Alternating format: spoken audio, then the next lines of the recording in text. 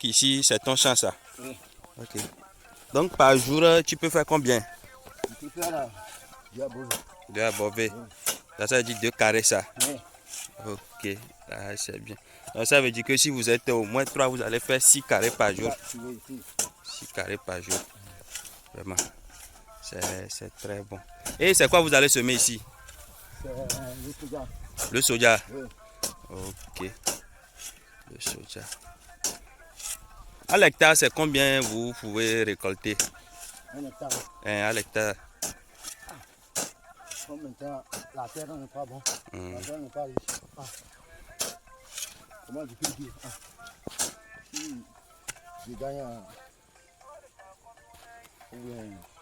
on peut dire 10 rérés comme ça. 10 rérés. Oui. Donc, si ça fait au moins 1 tonne 200. Oui. 1 tonne 200. Parce qu'un réré, ça fait 120 kilos. C'est ça. Donc, par l'hectare, vous pouvez gagner jusqu'à ce truc là. Ok. Bon, maintenant, pour labourer là, si les gens veulent vous labourer là, le labour, c'est combien ils font le carré à Beauvais? Le carré, ça fait 6 000.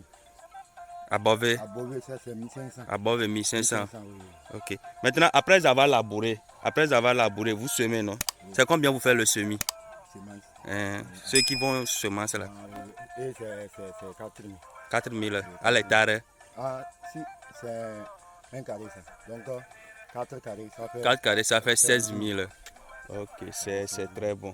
Ok, maintenant, et après le semis là, vous allez encore sacler, non? Ou bien vous allez faire saclage? Et saclage là, c'est combien de saclage vous faites? C'est 4 000. 4 000, le carré. 4. Ok, le saclage 4 000 pour le carré ça. C'est combien de saclage vous faites? 2 ou bien vous faites un seul? Si il y a le moyen, tu peux faire un seul et puis tu rebines. Ah, tu fais un et puis tu vas rebionner. Tu n'as pas le moyen de rebiner, donc tu vas encore sacler, c'est 2 fois. C'est 2 fois tu vas sacler. Là, c'est très bien. Et après le saclage, il n'y a plus rien, tu attends seulement, ou bien c'est comment? Ah, j'attends pour enlever le soja. Et c'est très bon. Pour les récoltes là, c'est combien on vous récolte si les gens veulent venir vous récolter là? Pour arracher les soja. Pour arracher.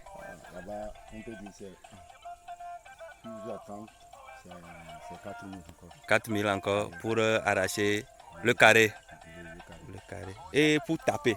Pour taper là. Maintenant, comme il y a le maïs, comment on appelle la machine. La machine.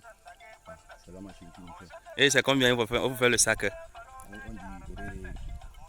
c'est 4 000 ou bien 3 500. 3 500 ils vont taper. Ok. Là, c'est très bien. C'est très bien. Vraiment, c'est le travail. Hein. Vraiment, c'est encourageant. Il faut travailler. C'est le travail qui libère l'homme. C'est ça. Vraiment, merci beaucoup. Et bon travail à vous. Merci beaucoup.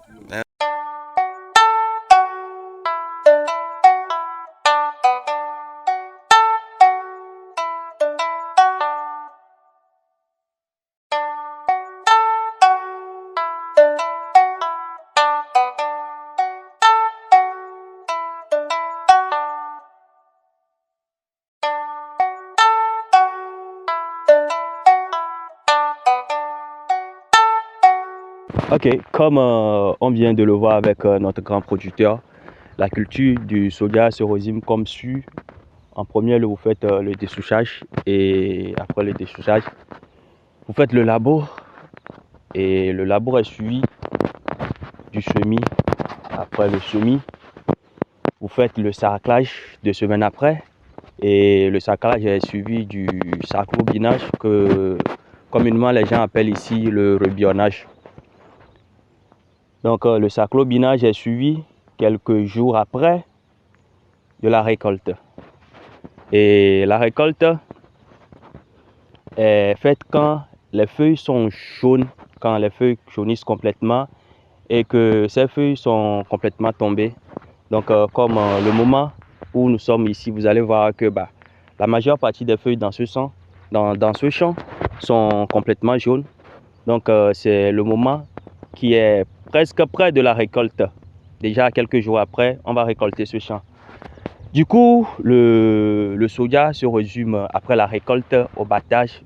Vous battez et vous faites le stockage dans vos gros sacs. Et après, c'est la commercialisation. Soit vous stockez, les collecteurs passent ils viennent acheter vos produits, soit vous appelez votre collecteur principal ou bien la structure avec laquelle vous travaillez.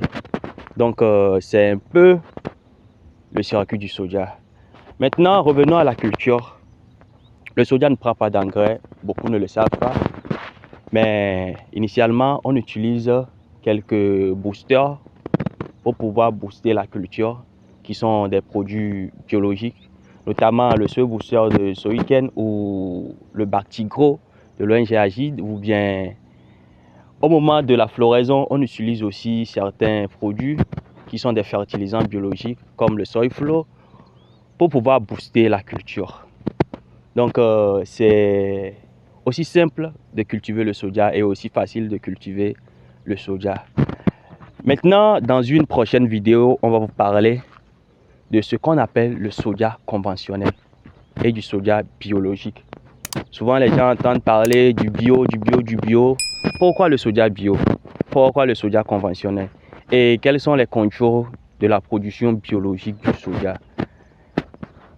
Donc, pour ne pas rater cette opportunité de comprendre beaucoup plus de choses par rapport à la culture de soja, n'oubliez pas, abonnez-vous, likez la vidéo si ça vous a plu et laissez des commentaires ou des questions qu'on aura à vous répondre.